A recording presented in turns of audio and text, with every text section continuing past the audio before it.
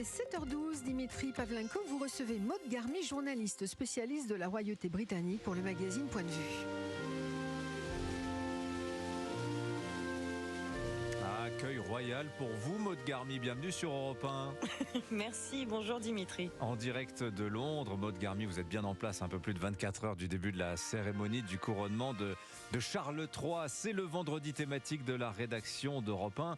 Vous êtes, Maud, une spécialiste des Windsor. Alors, vous allez nous brosser le portrait du monarque qui s'apprête à monter sur le trône. Alors, peut-être une première question, de feeling, si je puis dire, Maud, pour parler anglais. Est-ce que vous le trouvez changé, Charles III, depuis qu'il est devenu roi, depuis la disparition de sa mère, la regrettée Élisabeth II?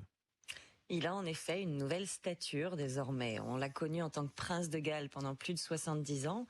Et désormais, en tant que roi, Charles ne peut plus se comporter comme il l'a fait auparavant. On se souvient tous de ses prises de position, de parfois ses coups d'éclat. Et désormais, tout ceci doit être relégué dans une petite poche. Il doit se montrer non pas aussi neutre que l'était sa maman, parce que c'est un peu trop tard pour lui, mais en effet, il a une nouvelle position qui désormais lui commande de ne plus afficher aussi ouvertement ses prises de position qu'auparavant. Alors justement, parlez-nous un petit peu de l'homme, Charles III. Quel est son style de vie? Qu'est-ce qu'il aime finalement, cet homme? Je crois que Charles, s'il n'avait pas été l'héritier du trône, est un homme qui aurait passé sa vie à entretenir ses jardins, à lire Shakespeare et aussi des ouvrages de philosophie et de théologie.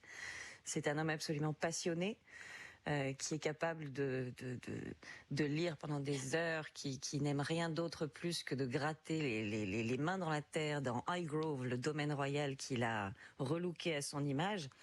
Et finalement, c'est un homme qui regorge de passion, qui n'ont pas forcément de lien avec son statut.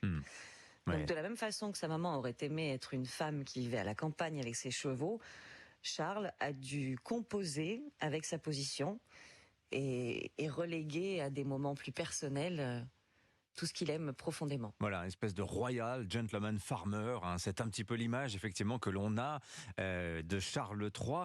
Alors de la vie générale, Maud Garmy, c'est un sans faute pour lui en 9 mois de règne. Alors c'est vrai que ça a été 9 mois de deuil essentiellement, ce qui explique l'espacement entre les cérémonies funèbres pour Élisabeth II et le couronnement donc maintenant aujourd'hui de Charles III à un âge avancé de la vie, tout de même 74 ans. Quel style de monarchie le voyez-vous développé, vous qui l'observez quand même au quotidien depuis maintenant presque un an? Charles a une position très particulière. Il succède donc à la reine Élisabeth qui a régné pendant 70 ans. Lui a déjà 74 ans alors qu'il accède au trône. Il lui faudra nécessairement jouer un rôle de trait d'union entre le règne de sa maman et celui à venir de son fils aîné, William. Donc il a véritablement ce rôle de passage de témoin et il est là aujourd'hui pour commencer à dessiner les contours d'une nouvelle monarchie plus moderne. Il s'y attelle de tout son cœur et c'est pour le bien comme il le fait en tant que père, il le fait aussi en tant que monarque, puisque la préservation de l'institution est sa première priorité. Alors justement, on a dit, on entrera dans les détails de la cérémonie de couronnement qui aura lieu demain, tout à l'heure à 8h40 avec Stéphane Bern. Mais je vous fais réagir à Maud Garmy à ce que nous racontait Stéphane Place dans le journal de 7h sur Europe 1, à savoir qu'on se dirige vers une cérémonie de couronnement, disons plus sobre que ce que l'on a pu connaître par le passé, une cérémonie modernisée également. Ça, c'est une volonté personnelle de Charles III.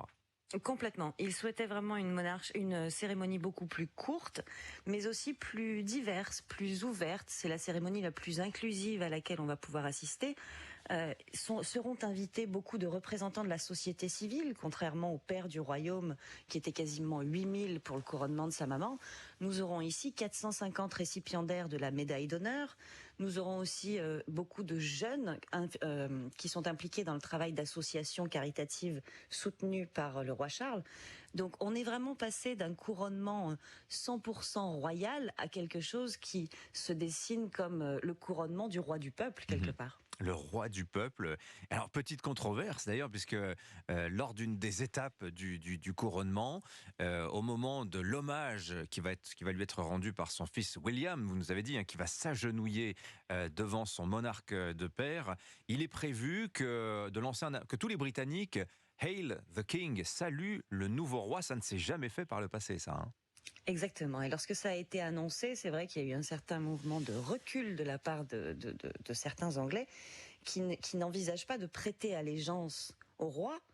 Et en même temps, le palais a ensuite précisé qu'il ne s'agissait en aucun cas d'une obligation, mais surtout d'une invitation pour ceux qui souhaitaient le faire. Et certains Anglais qui restent très royalistes, très attachés à leur monarchie, ont complètement l'intention de réciter ce serment lors de la cérémonie du couronnement, qui sera diffusée bien évidemment sur toutes les principales chaînes de télévision. Alors voyons maintenant, Maud Garmy, le rôle que vont jouer aussi les autres membres importants de cette famille royale. Alors d'abord, l'épouse de Charles III, Camilla, qui va devenir donc reine, longtemps ennemie publique numéro 1. Elle était détestée des Britanniques. On dit que reine, c'est dans son cas, elle a un peu de pouvoir, beaucoup de devoirs en revanche. Comment l'apprécient-ils aujourd'hui les Britanniques, cette reine Camilla, qui va monter elle aussi sur le trône? Je pense qu'ils sont extrêmement respectueux, en effet, de tout ce qu'elle a pu traverser sans jamais se plaindre.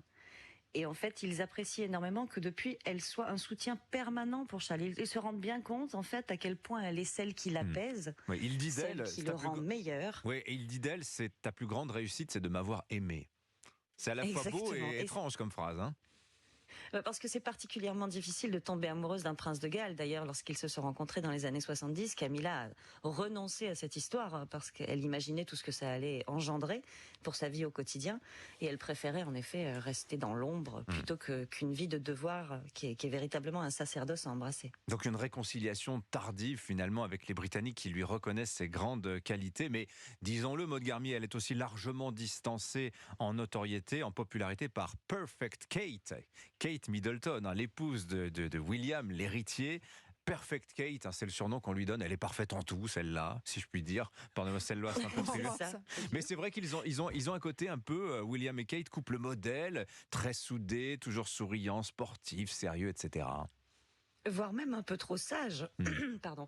Parce qu'en effet, là où Charles a longtemps été drôle, avec quelques aspérités, des combats personnels, etc., William et Kate, jusque-là, ne sortent jamais des sentiers battus. Il n'y a jamais un cheveu qui dépasse, il n'y a jamais un mot de travers.